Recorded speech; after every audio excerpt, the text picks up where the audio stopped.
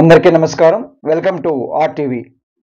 ఆంధ్రప్రదేశ్ రాష్ట్రంలో ఇసుక కొరత వల్ల ఇబ్బందులు పడుతున్న ప్రజలకి కొత్త ఇసుక పాలసీ వల్ల మంచి జరుగుతుందా అంటే అవుననే సమాధానం చెప్పాలి. ఏపీ ప్రభుత్వం కీలక నిర్ణయం తీసుకుంది. రాష్ట్రంలో ఈ నెల 8వ తేదీ నుంచి కొత్త ఇసుక పాలసీ అమల్లోకి రానుంది. తిరిగి ఉచిత ఇసుక విధానాన్ని అమల్లోకి తీసుకొస్తుంది ఏపీ ప్రభుత్వం. ఎన్నికల హామీ మేరకు ప్రజలకు ఫ్రీగా ఇసుక అందించినట్లు తెలుస్తుంది. ఈ ఇసుక పాలసీ కోసం కలెక్టర్ల అధ్యక్షతన లోడింగ్, రవాణా ఛార్జీల నిర్ణయం తీసుకోనున్నారు. ఈ మేరకు చర్యలు తీసుకోవాల్సిందిగా మంత్రి కొల్లు రవీంద్రబాబుకి సీఎం చంద్రబాబు ఆదేశం ఇచ్చారు. ఇంతకుముందు ఉచిత ఇసుక విధానాన్ని జగన్ ప్రభుత్వం రద్దు చేసింది.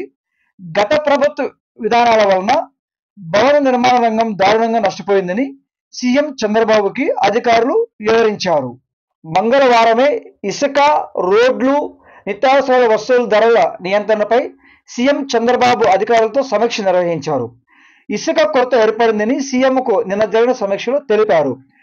గత ప్రభుత్వ విధానాలతో ఇసుక కొరత, ధరల భారంతో నిర్మాణ రంగం సంక్షోభానికి గురైందని అధికారులు పేర్కొన్నారు. సీఎం చంద్రబాబు మాట్లాడుతూ భవన నిర్మాణ పనులు దొరక్క కూలీలు ఇబ్బందులు పడ్డాయని, తక్షణ నిర్మాణ రంగానికి అత్యవసరమైన ఇసుకని అందుబాటులోకి తేవాలని స్పష్టం చేశారు.